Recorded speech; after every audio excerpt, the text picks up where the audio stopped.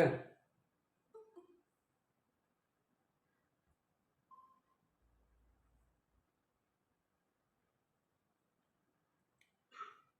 morning, Michael. I think you are mute.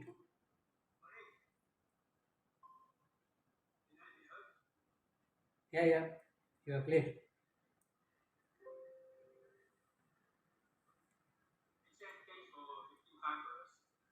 No, no problem.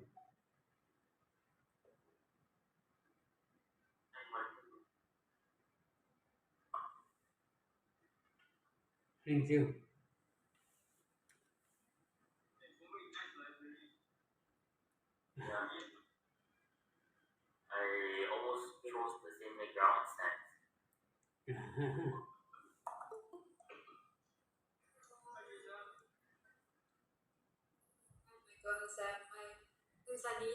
Morning, Teresa. Morning, Evelyn.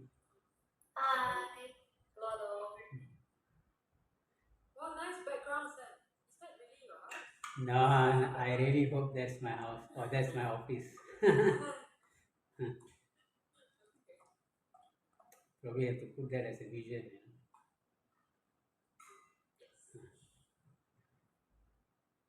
Michael, I think yeah, so you are mute. We can't hear you.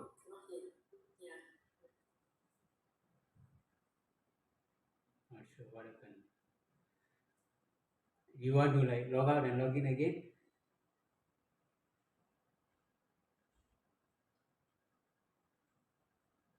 How about now? Yes, now works. Now works? Oh, Yep. okay, okay. Google and Teams really gang up on us. Yes, right, you're right. Huh. Okay. Good morning, everyone. Hope everyone is well. Morning, teacher. So today I will talk about ESG basic training. Okay, let me share my screen. Can everyone see my screen?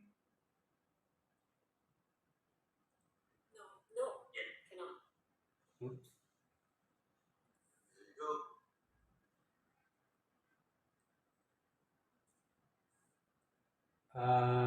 So who I hear Michael say can, you can, No, I can't. you can. Hmm. Now?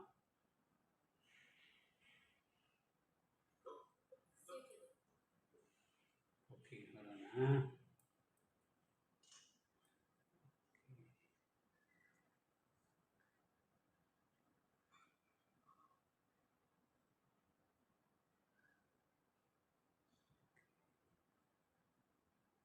There you go. Okay, how about now? Yes. Okay, good.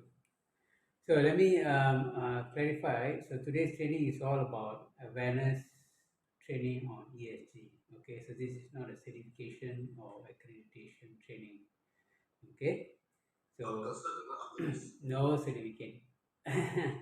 We'll probably give you a certificate of attendance. Yes. Okay, so I will start with the agenda for today's training. Okay, so we look into the first one, what is ESG, and then the evolution around ESG, how it actually started, from where it started, all that. And then we will quickly look into a basic ESG framework, how normally in an organization the ESG framework will look like. And then we go a bit deeper on each element of the ESG, okay, environmental, social, and governance. And then we move on to a ESG score. Okay, so how the ESG score comprises of, how who can actually do the scoring, that. And then the last one is why ESG become an important focus lately. Okay. Okay. Any question before we start? How this ESG comes about? We used to have ISO 14000, and then we have a bit of this environmental accreditation. Yeah. It's totally different. So ESG is more on standards. It's almost same like ISO, but ISO has their own framework. ESG has its own framework. Even in ISO, there's different elements within ISO. Different industry carries different standards. So each element has a different framework. The same goes to ESG. Okay, shall we start? Yes, please. Okay. So what is ESG? So ESG is actually a set of standards to measure an organization's behavior and practice towards safeguarding the environmental, social, and having a good governance. Okay. So ESG is actually a part of United Nations SDG, or they call it Sustainable Development Goal. And as you were, in the past, ESG was actually only a company policies and practice. It doesn't become a standards. It doesn't become a benchmarking in the industry. It doesn't become important for any decision making. Okay, but now ESG become a key decision making element for investor and also investee. Okay, so if a company wants to putting an investment on any companies, they actually look into what is the company's commitment towards ESG. Okay, so what are those commitments? We will actually look into the upcoming slides. Okay, so that's why a lot of organizations now started to invest on ESG. Okay, so it's actually invest on investment. You invest on ESG, you do ESG disclosure, then your chances to become for the investors to invest more on your companies are higher. Okay, okay. ESG, you know the three part. One is environmental, S is social, and G is governance. So in environmental, the key element is about how actually a company's entire operations gives an impact to an environment. Okay, so it actually look into the company's corporate policies in addressing climate change, contribution to reduction in carbon footprint, etc. And we will look into more details when we go into a deeper dive section. And then in social, this element evaluate companies, entire companies' policies on how they actually manage human relationship. So when we talk about human relationship, it's about the employees, the suppliers, their customers, and also the communities.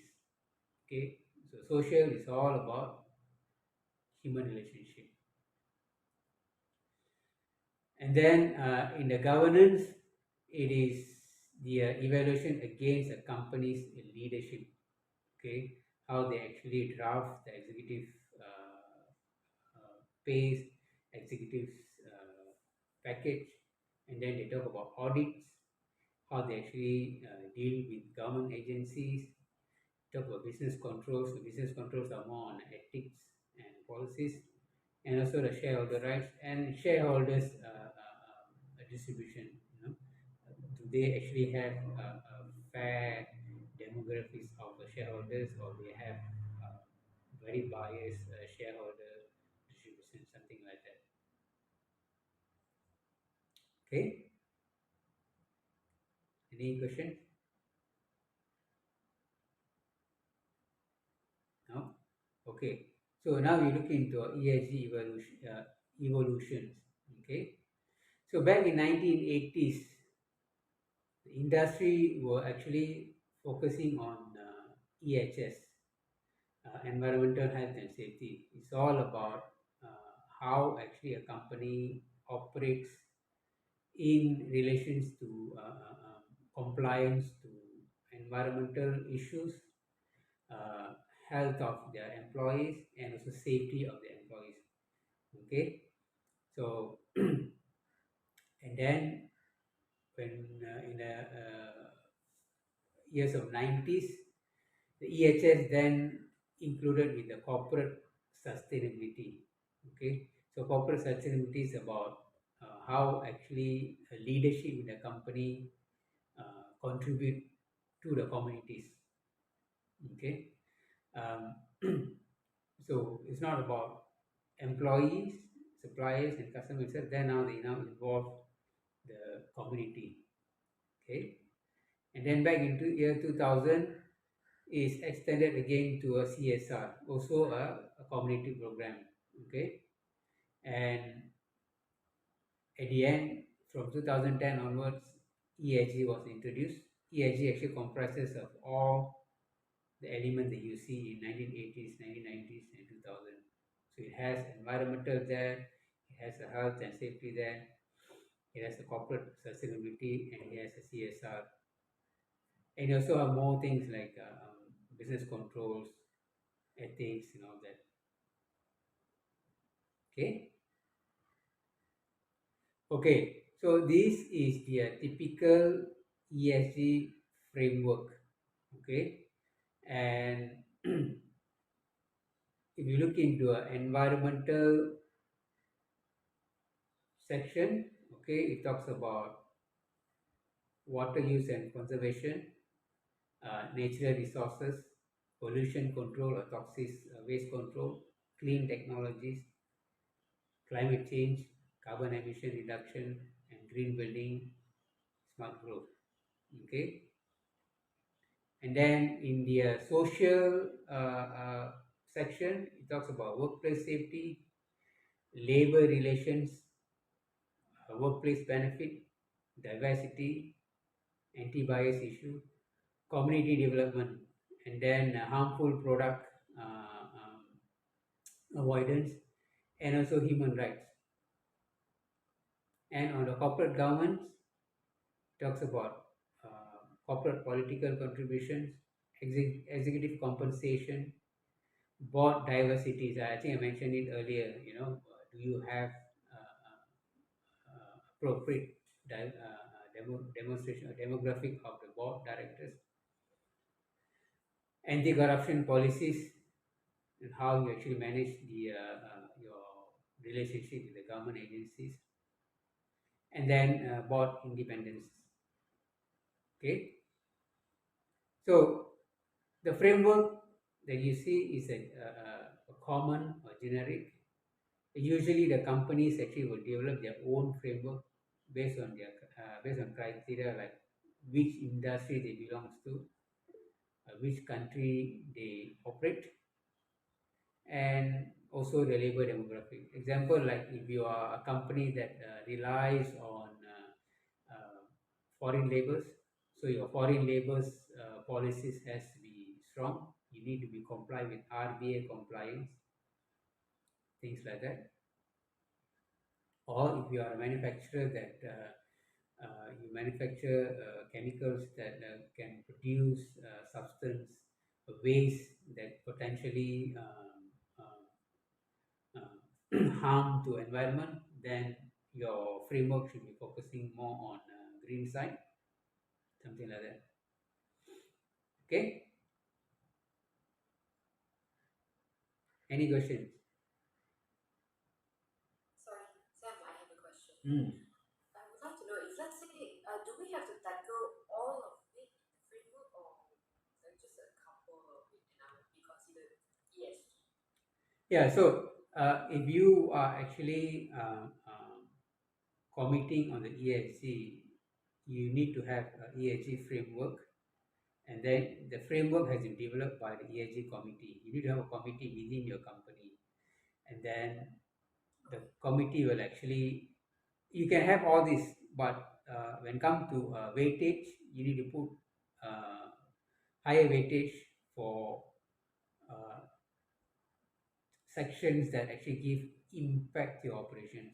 As I mentioned just now, if let's say you have 1,000 employees in your companies and 800 of them are actually foreign workers, then your weightage on the foreign labors policy has to be higher.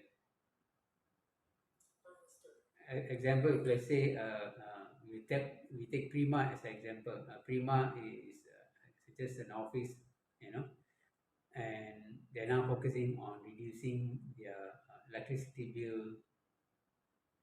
So the weightage on the environmental side has to be higher, energy part. Or you are a company that you deal with government agencies, then your governance side has to be higher weightage. Okay. So then after I've had my ESG committee, Mm. and then we draft out the framework, Mm. do we have to have it approved by someone? The board have to approve. The board has to approve. Yes. Okay, understood. Thank you. Okay. So similar on that note, is there a minimum? It's like I want my company to say I'm ESG, but I'm only doing like the bare minimum just to get that recognition. No, when you talk about ESG, you actually has to have all the three components into it. You cannot just say I'm doing ESG, but you completely ignore corporate governance and social, but you're just focusing on energy reduction. You may not fulfill the complete ESG requirement. You know, you cannot say I'm actually an ESG accredited company or by just doing energy reduction, and where you fail on other parts. You have a lot of corruptions trials going on in your company. You have labor issues within your company. Then you are not an ESG company. So this framework means that can I just pick one of each and then just having it like bare minimum, but Yeah. I've covered all three aspects of it. Yeah, again, then you will back to your company's operations. you know, you you can choose one or two in each section, but if let's say your company have a pop-up issues that not covered within the ESG, then you actually fail.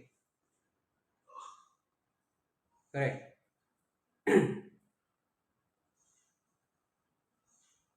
So later part, when we talk about ESG scores, I will tell you I can actually come in and do this draft and then do that scoring for you. So during that scoring process, the companies will actually look into entire operations of your organization. Let's say you appoint uh, uh, uh, companies to do this ESG for you. You appoint like a audit firm. Normally, audit firm is one of the organization that actually will do this, or the company like BSI audit firm as well. When they come in, they will actually look into entire company's processes. Then they will actually advise you that you should actually focus on these elements in order to go for ESG scoring. Okay. Any other question?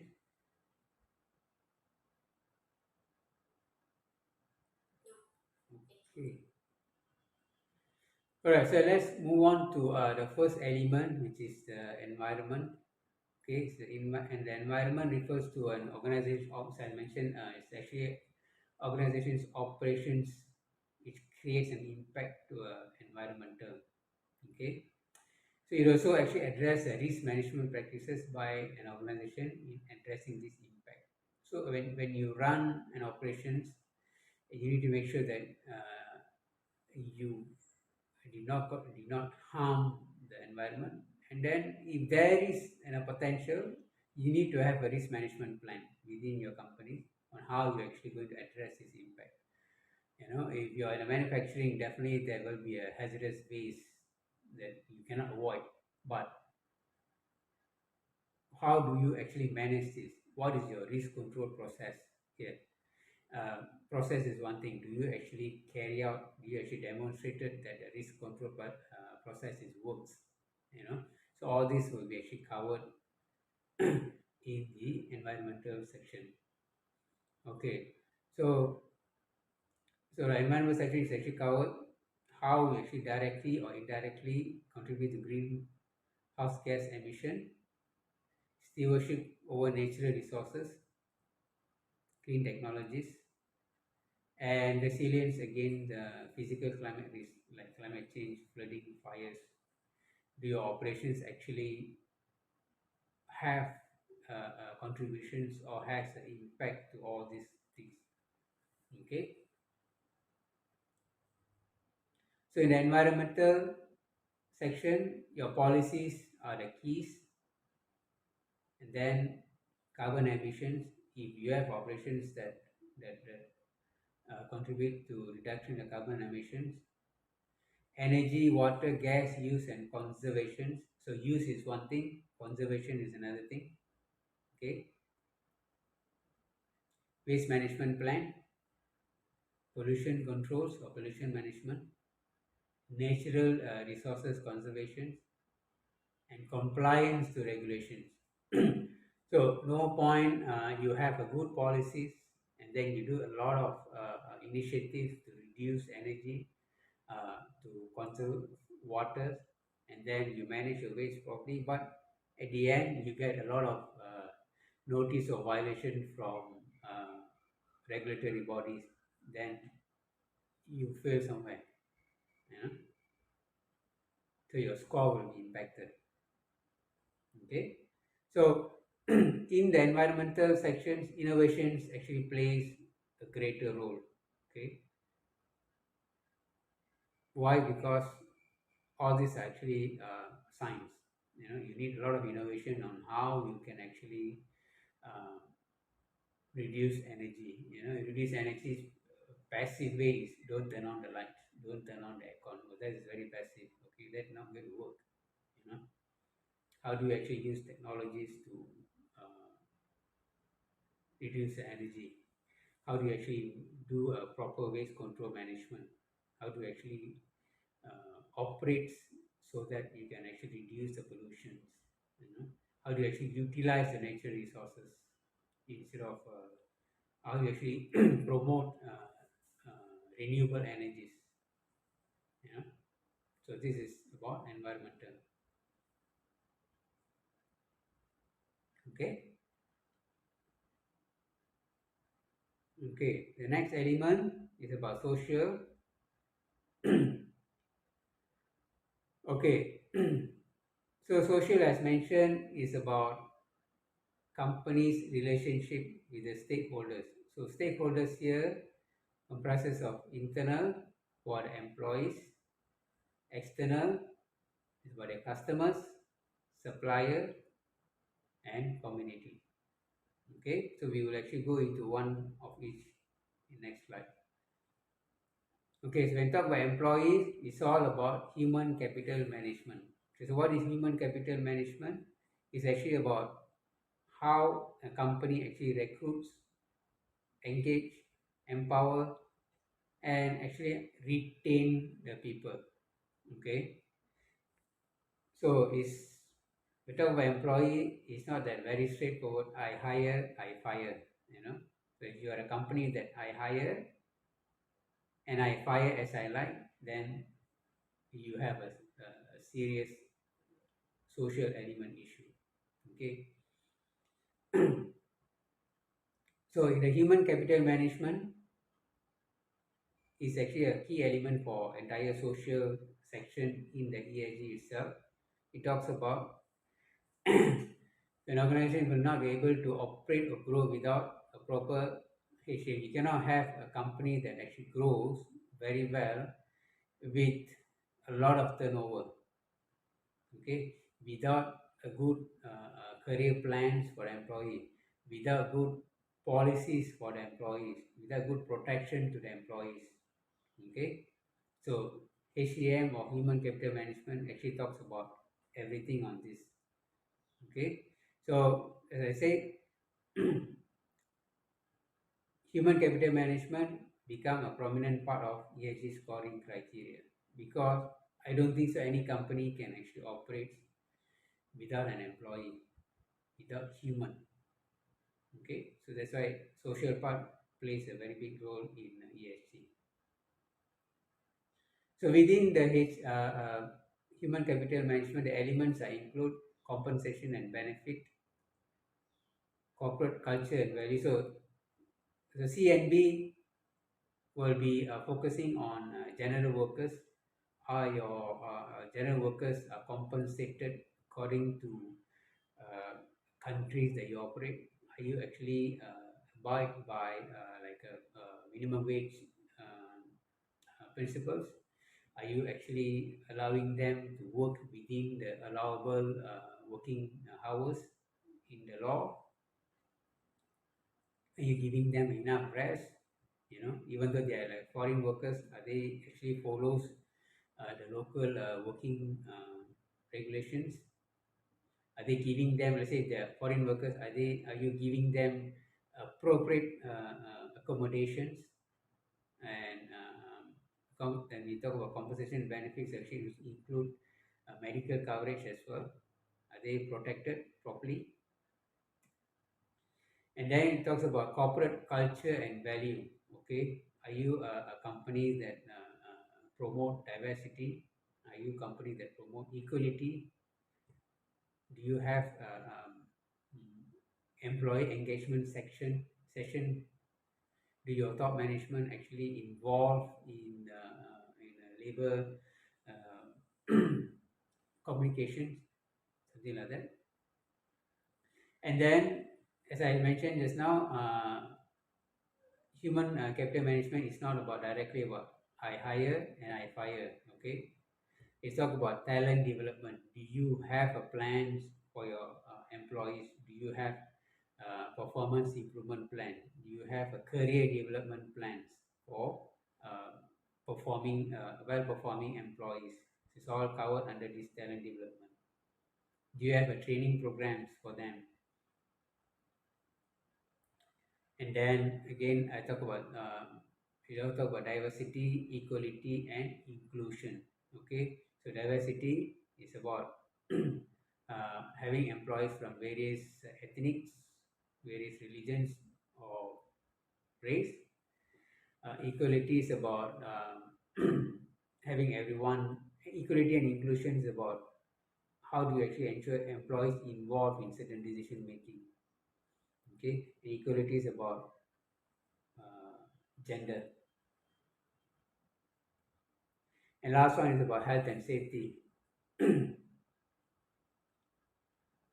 Okay, so on the compensation and benefit, investors are actually key to know or ensure employees are compensated fairly, as I mentioned, especially for general workers. Okay, employment status also an important aspect. Do you have what is the percentage of your permanent employees versus contract? Okay, so if you have, let's say, 1,000 employees and 800 of them are actually contract, then it could be an issue. It could be a question mark for you, for the leadership to come and answer why you actually hire employees on a contract basis,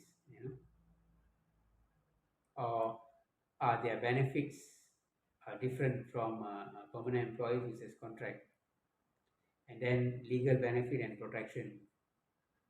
Okay, are you actually giving a same benefit and protection for permanent and contract staff?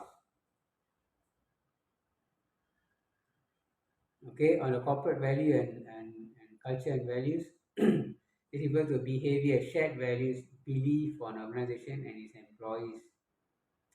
So talk about employee engagement. You have a regular employee engagement. How the actually employee engagement bridge the gaps between management and workers. Do senior leadership, let's say you have operations in a multiple locations, example retail example. So do your senior management visits the sites? Do your senior management actually do a site visits and talk to a ground employees? Okay, so this is called employee engagement. And then how is this EE influence employee retention? Okay, you have a high retention and you have a very low employee engagement, then that's the signal, shows that your corporate culture and values are not working. Okay, talent development is about dynamic plan for talent development, and you have evidence on how actually this talent development is implemented. It's not about just you have a plan, but you are not able to demonstrate that the people are actually promoted, people are actually compensated, given a proper recognitions for their achievements. Okay, all this shows the evidence. And then talent development actually correlate with the increasing labor market competition. Okay, if you are not develop appropriate talent development for employees, then your attrition rate going to be high. People are just going to leave. Okay, the companies. And as I mentioned, talent development also includes training programs and performance measurement. Okay, it's all about the performance management is about how you actually uh, develop a career plan for top performers, and also you put up a performance improvement plan for those that need an improvement. Okay, so that it covers everyone in the organization.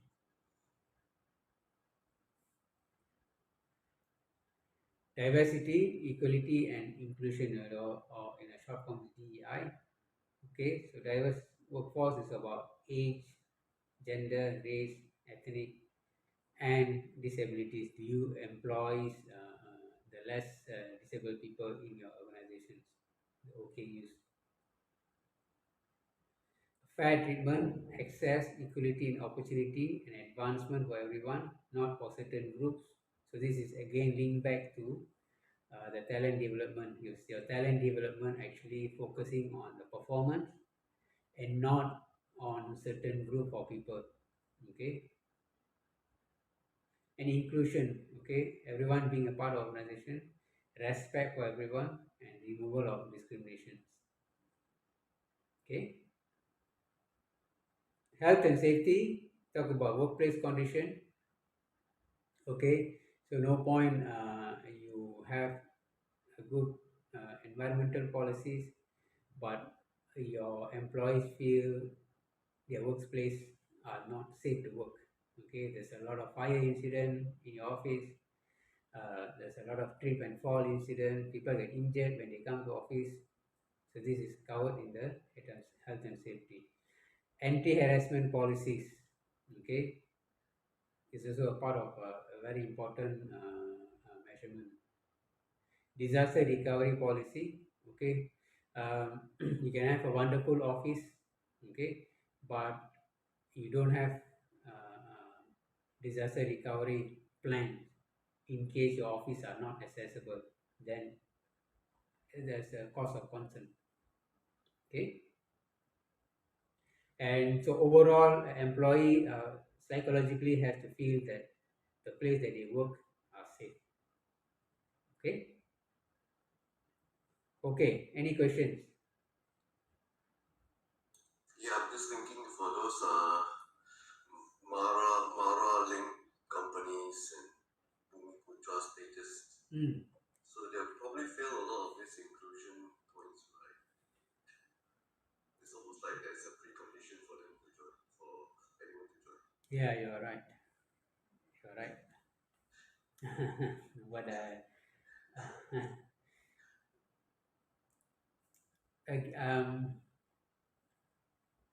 I have to agree to your comment, Michael, but I don't think so. We want to talk about that in this forum.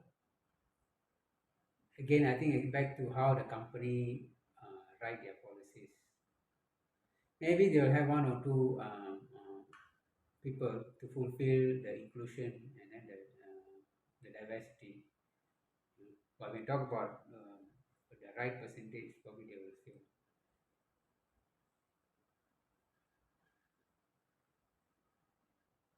Okay, it wasn't meant to be a serious. Mm.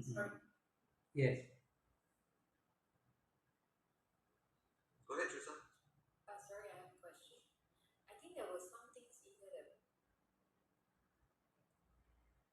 Which one? Huh? you have to follow the labor law. Sorry, can you hear me? My internet is pretty bad.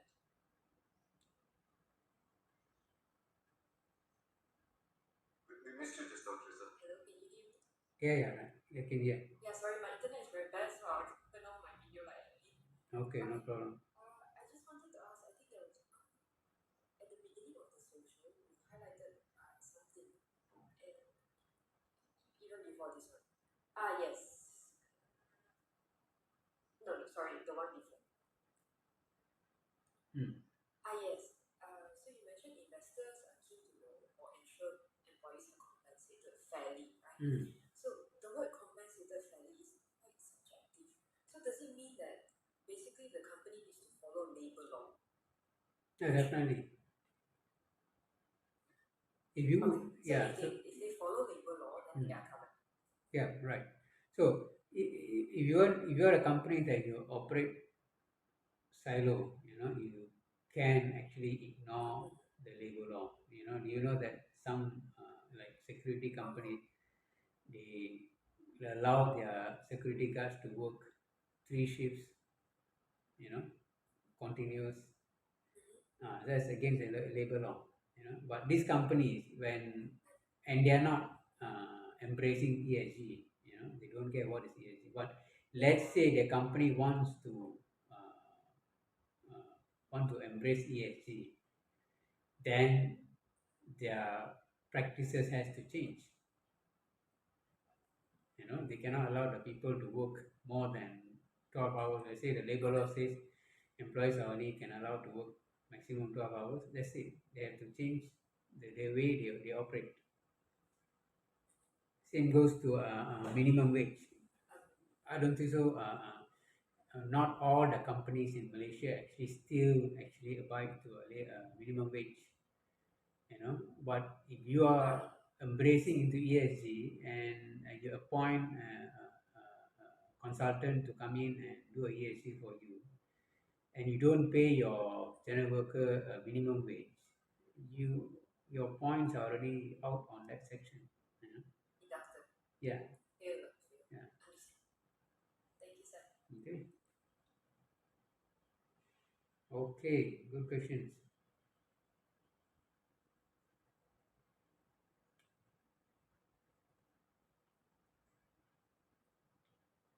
Okay, the last section is about governance. Okay, so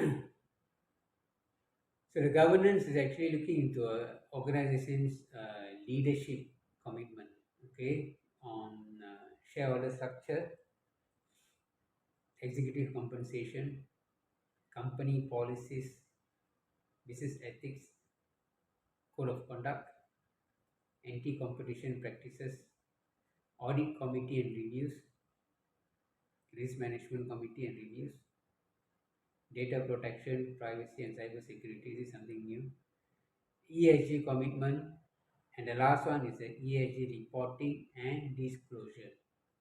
Okay, so the last item is the one that actually is, carries a lot of meanings, because if you're a listed company and then you produce your annual report, in the annual report you actually tells where do you stand on the ESG.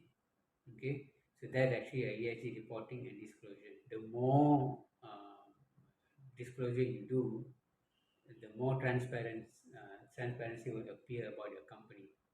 Probably at the beginning, when you start, you have a lot of challenges, but you are really committed to go on the ESG compliances. You need to work on. Give an example like audit committee. If your company have an audit department that look into all the processes, and they need to have reviews. There's no point the audit department work as a silo, and then they just report the findings to the individual department, and the individual department, whether they rectify the issues or not, nobody knows. Then the audit committee doesn't actually plays a role. The audit committee actually will need to review uh, their work with the senior management of the company, and then they also have to present this in the board meeting. The board have to look into what are the cause of concerns, area of concerns that address in the audit committee. And what are the commitments from the CEO of the company to address these issues. Same goes to risk management committee. The risk management committee will address all what are the risks that companies is facing in their day-to-day operations, and how are they going to address it, and what's the timeline, and during the timeline review, do they actually manage to resolve those risks or reduce the risk, you know?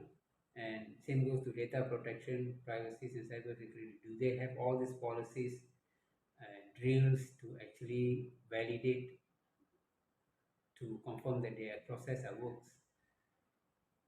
you know?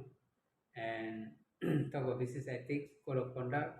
Do you have, if your company's name comes out in the flash news, you know, that a few of your executives are actually caught for bribing the government agency, then then your business ethics and code of conduct are failed, right?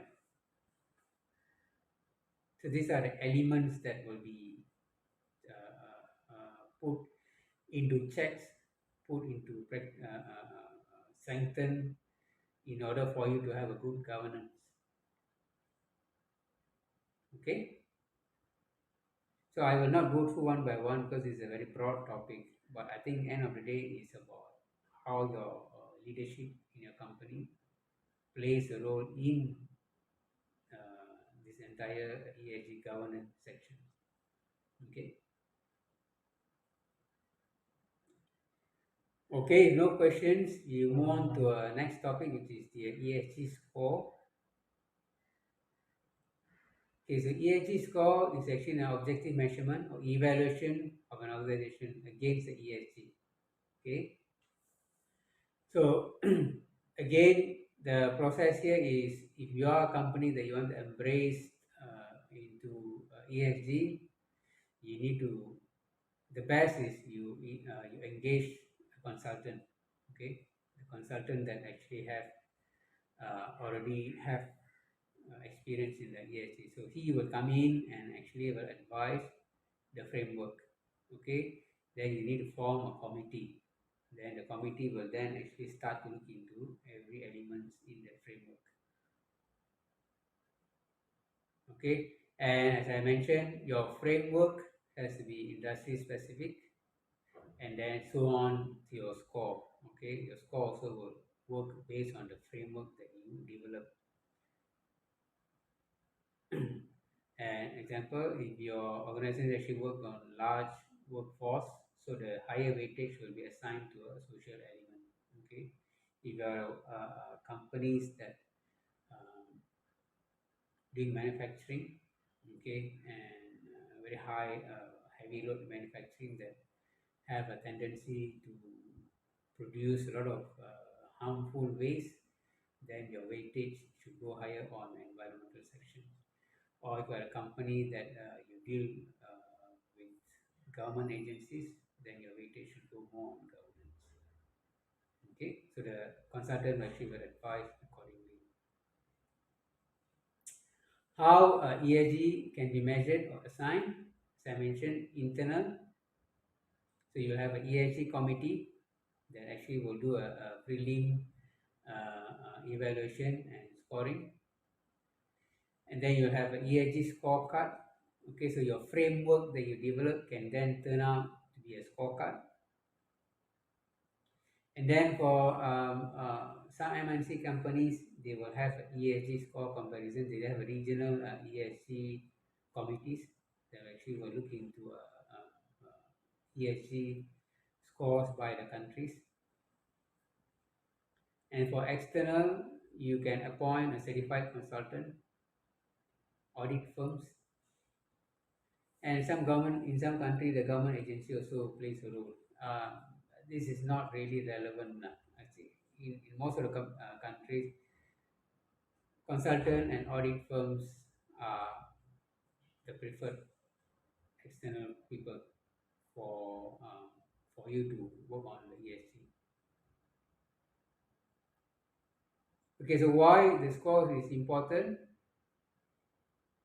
Because lately ESG score has been used for investment decision. For any company, you are a company that you are actually looking for investors, okay, and you put up a proposal, then the investor will look into ESG score as one of the criteria.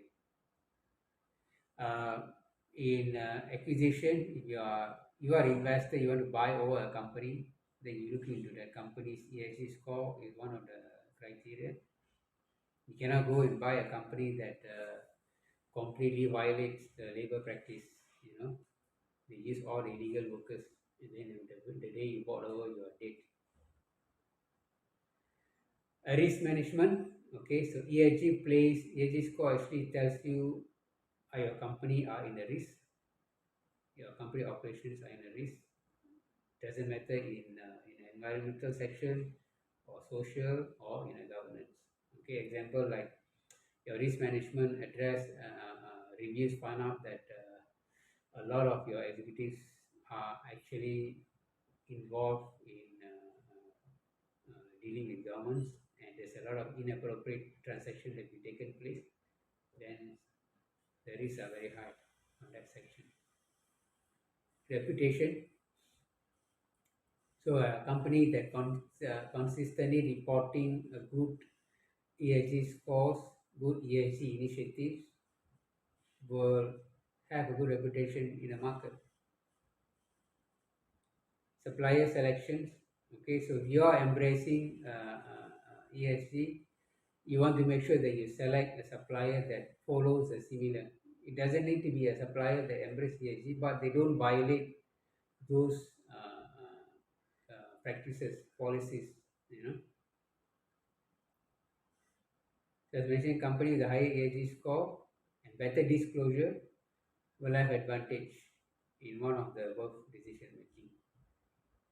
Okay, that's why it's become very important now. Okay, so this chart has been taken from Harvard Education. So it talks about how actually stakeholder values can be increased with the ESG. Okay, so as you can see, the pillars of the ESGs are employees, communities, suppliers, customers, and shareholders. Okay, so employees talk about engagement, innovation, productivity, retention, diversity in the workforce. Community is about how you actually engage in the community, your company's reputation within that community that you operate. And then suppliers, you need to make sure that there's no biased decision in selecting a suppliers, your supplier's reputation. Customers, your brands, your loyalty, your customers' loyalty, and then all this actually will actually brings to your shareholders. Okay, attractive for investors, more attractive ESG investors will come into your company.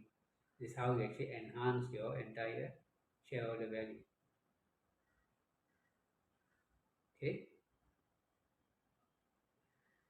and then this is actually a sample of ESG scoring sheet.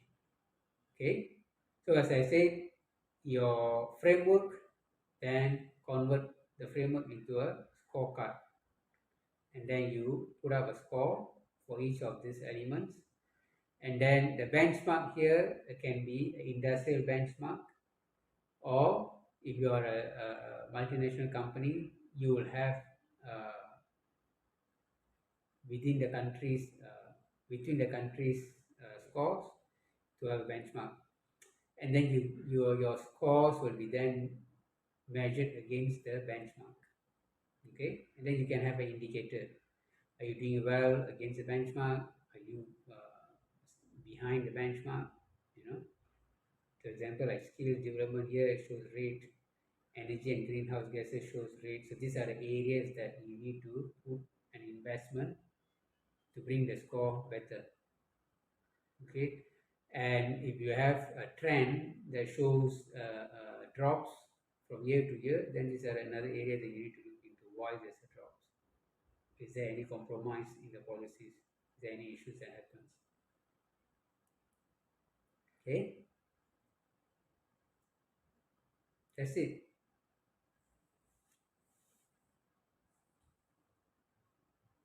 Any questions? Hi Sam, just want to ask or Hmm. more like clarify and confirm my understanding. Hmm. So basically, the scoring and weightage can only be done by the certified consultants or audit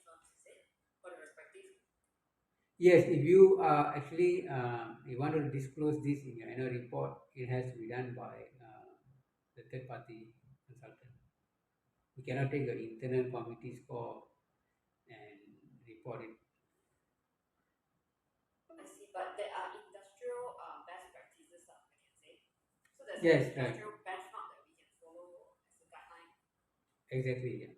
when we, let's say, when we go to our clients, Mm. and then we can talk about which area we want to like focus at, or in which area they want to focus at.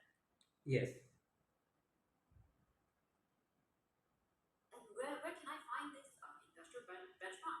This is It's what normally this is where the consultant will come in and advise. They will tell you. Is it readily available online? Um, I'm sure it's a template, right? I'm sure it's a standard. is it won't be that straightforward, lah, Michael. If it's available in Google, then consultant may not have a job. Yeah. Yeah, but then it's a standard. Everybody based off that standard, right? Again, okay. So again, talk about energy reduction. Okay, different industry, different usage, different initiative need to be put on. You know? And different country have a different initiative on focus on energy. We are not like Malaysia because we are not there yet when comes about renewable energies, right? Our focus on solars are very poor. You know, there's no wind turbine or hydrogen. I think hydrogen slowly is coming now. You know, but I think prior to pandemic, there was a lot of push on the solar, you know, but now government also not giving a lot of incentive for the companies to promote this, you know. So companies have to rely on experts like us to come in and tell them. Can Water is another thing. Water is you only shout when there's a shortage of water, but we don't save water. We don't uh, do irrigations to help save water. can you be this consultants or No, no, I'm not certified. I'm actually planning to look into that, to be a certified consultant, but I'm not yet. As I said, I specifically address this. This is actually awareness training. understand? Yeah. sorry, Sam, I have a question. Mm. Do you need to prepare? I mean, to prepare an ESG report, or only the scoring sheets is enough? And if let's say there's a need for ESG reports, who is the person supposed to do it? No, it says if you are preparing an annual report, the ESG report will go inside your annual report. That consultant will actually will guide you, and he normally Okay, will do that report for you. But uh, the action has to be come from the company. You need to make sure whatever initiative that you commit, you need to make that works. Individual department has to play a role to make the initiative works. Example, you say you want to reduce, you are a transporter, okay? So you want to reduce your carbon emission, right? And you have a specific initiative in reducing your trips or consolidating your trips. So you need to demonstrate that this actions actually has reduced or hit your target. The energy management is your commitment to reduce the energy usage, right? And you need to have a specific plans. And all this will be combined and then will be translated into a ESG report by the consultant. okay, Mm. understood. So the consultant will do it. Yeah, right. And, okay, got it. Thanks. Sam, I got a question. Yes, sir. Now, in all this, we are just so far the last 1 hour, we could understand what means, what ESG means. Will there be more after this or after this hour? No, I'm actually done with the training. How do they translate this into the scope of work of our respective businesses? Let's say we test in energy measurement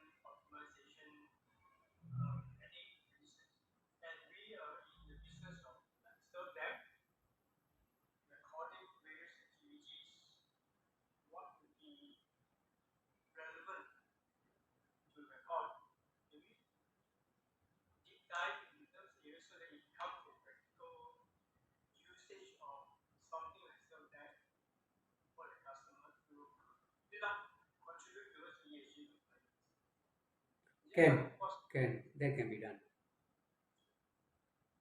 perhaps maybe we need to move in that direction Mm. so that we can articulate how engaging serve that as a product and people like us to set it up, Mm. what to ask for to be measured, Mm. that will make sense. And then the feel like remark, you see that okay, there's a part that we have difficulty regularly recording. Mm.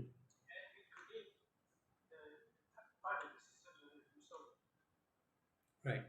That would be my main interest so that as we go around, then we can bring the consultant you, then we can bring the technicians us. You say if you engage us, we can help you handle that specific area of ESG data collection and monitoring. Mm. Apart from just preventive and corrective maintenance. Right. I think that would be our interest. How do we get more value out of using subtech? And then Makes sense.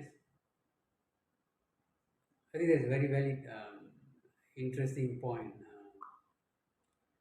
So what I do, I try to work out, I think I saw one of the slides from Michael in the previous meeting that you show your partners, what are your partners doing. So we can probably link that into components of ESG. Mm.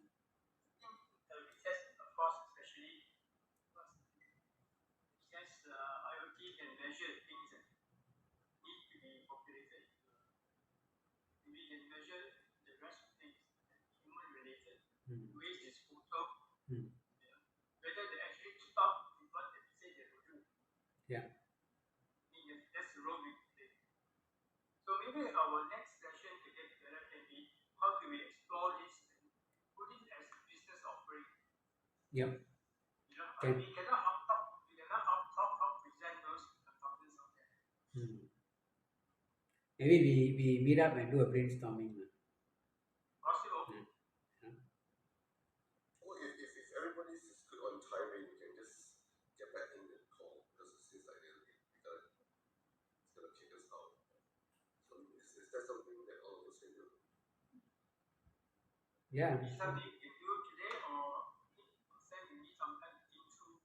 Yeah. So let's give us another time, and so I think maybe Sunny, you can just drop that question in the WhatsApp, and all of us put our head onto it, and I'll try to link, Skyline's services to elements of ESGs and see how we can actually do a proper marketing. And I'm sure we just already know what it's all about. But when you put all this together, then we have a full solution to the customer. Mm. We look more intelligent as we stand there. Yeah. Hey, but I appreciate all that you've been sharing. Yes, It brought me through. No problem. yeah, thank you, Stan. Yeah, no worries. I will actually share these slides with you guys later. Thank you so much. Okay. I promise you we will. No worries. Thank you, Stan. Okay. Alright. Any other questions? For Sam today, any more questions for him? None Michael for me. and Fumi need to get a haircut at once. I know, right? Feeling a little bit awkward now. Could be a spare Emily and Joseph. Alright. Okay. Thank you. Thanks for your time. Take care. Cheers. Bye.